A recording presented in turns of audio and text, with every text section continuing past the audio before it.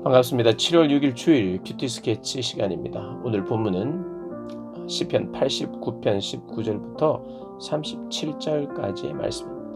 오늘 본문은 이렇게 시작합니다. 그때에 주께서 환상 중에 주의 성도들에게 말씀하여 이르시기를 내가 능력 있는 용사에게는 돕는 힘을 더하며 백성 중에서 택함 받은 자를 높였으되. 오늘 본문은 하나님께서 다윗을 택하여 언약을 맺으셨다는 이야기, 어제의 본문에 대한 더 자세한 설명을 하고 있습니다. 하나님은요, 그의 백성들에게 내가 다윗을 이렇게 찾아냈고 다윗과 이런 언약을 맺었고 그에게 이런 일을 하였다라고 우리에게 설명을 해요. 하나님과 다윗 사이에 있는 다윗을 향한 하나님의 마음을 여기 소개함으로써 하나님이 과연 다윗을 이렇게까지 선택하셨고 이런 사람으로 만드셨구나, 하나님의 약속은 이렇구나, 그러니 변치 않구나, 내가 믿을만 하구나, 이런 걸 알게 하기 위하여 시인이 하나님의 마음을 이렇게 적어놓고 있어요. 하나님의 생각과 하나님의 뜻을 이렇게 표현하고 있어요. 20절에 내가 내 종 다윗을 찾았다고 이야기합니다. 여러분, 하나님은 못 찾고 있다가 아무리 찾아도 없는데 결국에는 나중에는 찾았다, 이런 게 아니죠. 하나님이 왜 못 찾아요? 그럼에도 불구하고 찾아냈다는 이 이야기는 뭡니까?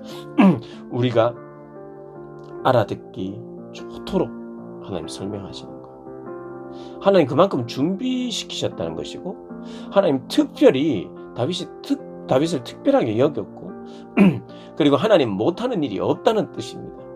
아무라도 찾지 못하는 사람이 없다는 거예요. 하나님이 기다리셨고 다윗을 준비시키셨고 또 다윗의 때에 다윗을 통해서 일하셨다는 그런 내용이 내포되어 있는 게 찾았다는 거죠. 찾아서 나의 거룩한 기름을 그에게 부었다는 거예요. 내가 선택했다는 거예요. 거룩한 기름을 부었다는 거예요. 왕으로 삼는다는 거예요. 내가 왕으로 삼는 거예요.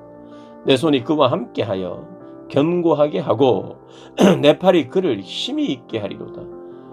다윗의 손과 발이 되어 주셨다는 거예요. 다윗이 하는 일에 하나님 복을 주셨고 하나님의 능력이 그의 손과 발을 통해서 나가게 하셨다는 거예요. 원수가 그에게서 강탈하지 못하며 악한 자가 그를 곤고하게 못하리로다. 내가 그의 앞에서 대적들을 박멸하며 그를 미워하는 자들을 치려니와 나의 성실함과 인자함이 그와 함께하리니 내 이름으로 말미암아 그의 뿔이 높아지리로다. 성실함, 인자함이 참 자주 나옵니다. 아주 간단하게는 인자하심은요, 헤세드, 이래서 조건 없는 하나님의 사랑이에요. 그 다음 성실함은 신실하다는 거죠. 책임을 이야기합니다. 하나님은 반드시 지킨다예요. 지킨다. 신실하다. 사람은 신실하지 못하거든요. 지켰다가 안 지켰다가. 하나님 그런데 지켰다가 안 지켰다가 할 때가 없다는 거예요. 계속 지킨답니다. 끝까지 지킨답니다. 이게 하나님의 성품이에요. 하나님은 사랑하기로 했죠. 조건 없이 사랑하기로 했죠. 근데 그게 끝이 없다는 거예요. 그러니 이스라엘 백성들이, 저와 여러분이 얼마나 이 하나님의 성품을 찬양해야 되겠습니까? 그걸 자꾸 기억해야 되겠죠. 하나님 우리를 조건 없이 사랑하신다? 어떻게 해요? 끝까지. 나의 상황이 어떻게 되어도 끝까지 조건 없이 사랑하신다. 그래서 이 찬양에 파워가 있고 위력이 있는 거죠. 나를 조건 없이 사랑하신다. 그리고 끝까지 사랑하신다. 그 조건 없으면 무한정이다. 언제까지요? 끝까지. 어떻게 해요? 조건 없이 사랑. 나는 하나님 앞에 조건을 가지고 나갈 때가 있어요. 난 이래서 저래서 하나님 앞에 못 나가겠습니다. 내가 이래서 저래서 하나님 사랑할 자격이 없습니다. 이게 솔직한 우리의 실존이에요. 그런데 하나님은 이래서 저래서 내가 하나님 앞에 부끄러워하고 나가지 못할 그때, 나무 뒤에 숨고 하나님 멀리 하려고 할 때 하나님 그런 것이 아무 문제가 되지 않는다는 뜻이에요. 왜냐하면 그분은 무조건적인 사랑이기 때문에 그리고 그 무조건적인 사랑이 끝까지 간다는 거예요. 사실은 다윗도 문제가 있었고 그의 백성들은 문제가 더 많았죠. 그리고 마치 하나님이 폐기한 것 같은, 이제 완전히 끝낼 것 같은 그런 하나님 표현을 한 적도 있지만, 그러나 끝까지 무조건적으로 하나님 그런 성품이 결국에는 다윗을 그리고 그의 백성들을 돌리기 시작합니다.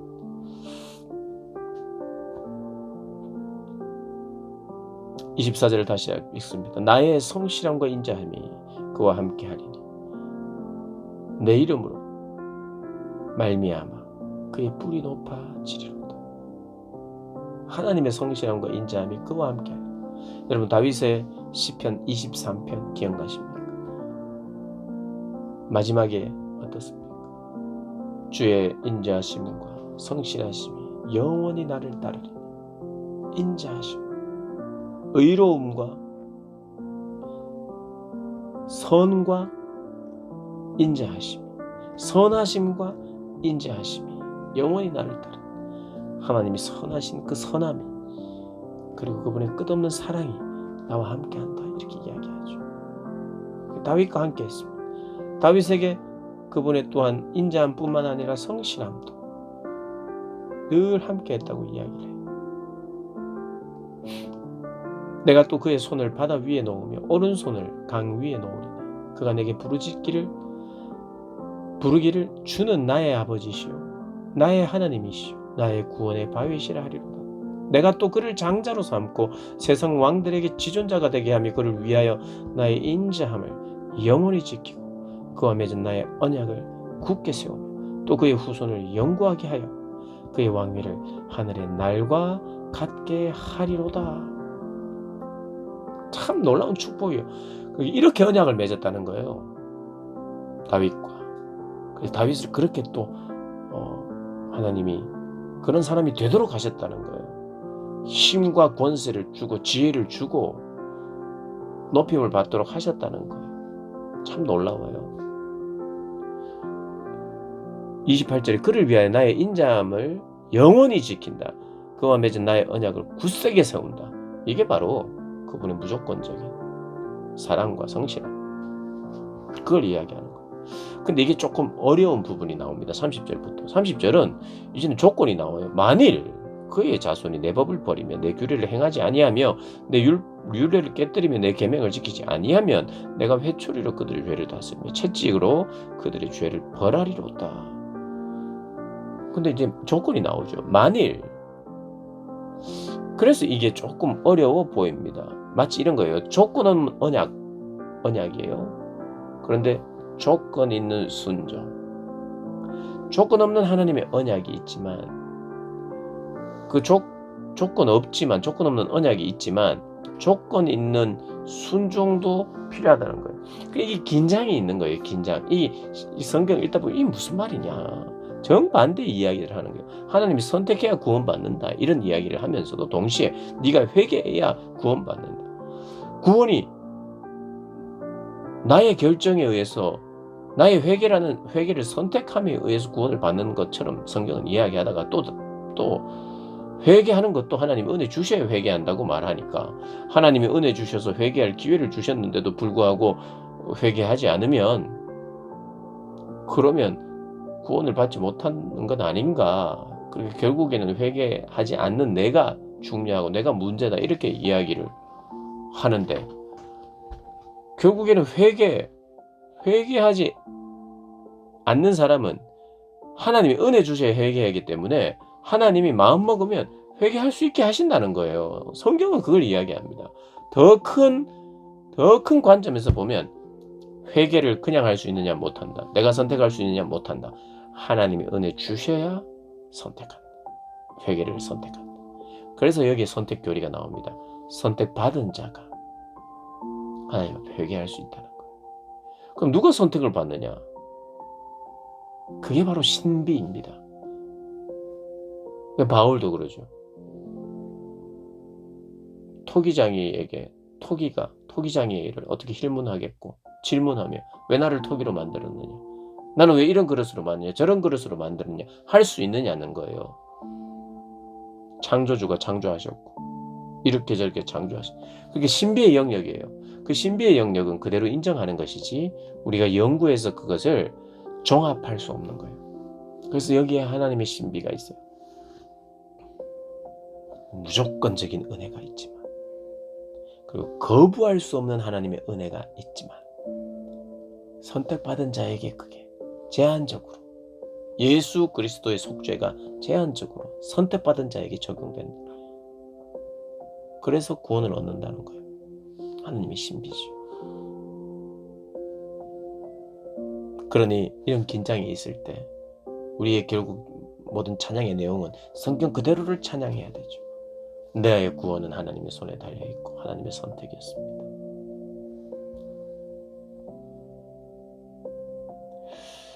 그러나 나의 인자함을 그에게 다 거두지는 아니하며 나의 성실함도 패하지 아니하며 내 언약을 깨뜨리지 아니하고 내 입술에서 낸 것은 변하지 아니하며. 그 30절부터 32절은요. 내가 회초리를 들고 율법을 지키지 아니하면 죄악으로 벌한다는 거 이야기했는데 벌하고 징계하지만 완전히 파기하지 않는다는 거예요. 하나님의 언약은 파기되지 않습니다. 하나님은 내 언약이라고 이야기해요. 내 언약을 내가 깨뜨리지 않는다고 우리에게 말씀하십니다. 그래서 다윗의 언약은 변하지 않지만 우리의 순종 여부에 따라서 징계를 받을 수 있고 그러나 완전히 버려지지 않는 것 그것이 하나님의 언약입니다. 그래서 하나님의 언약은요 어떤 사람은 불순종해도 하나님이 다시 돌이킬 기회를 줘서 돌이키기도 해요. 다윗의 왕조가 계속해서 실패해도 인간의 불순종, 왕조의 불순종보다 더 큰 것이 하나님의 은혜요, 하나님의 언약입니다. 그래서 우리가 약간 긴장은 있지만 충돌되는 것이 있어 보이지만 이렇게 정리하시면 돼요. 하나님의 언약의 신실함은 인간의 불순종보다 훨씬 크다. 그래서 그 신실하심을 우리가 바라고 기억하고 요청하는 것. 그것이 우리가 할 수 있는 최선의 그런 신앙생활이라고 잊지 않고 그렇게 신앙생활 하시는 저와 여러분 되시기를 주님의 이름으로 축복합니다.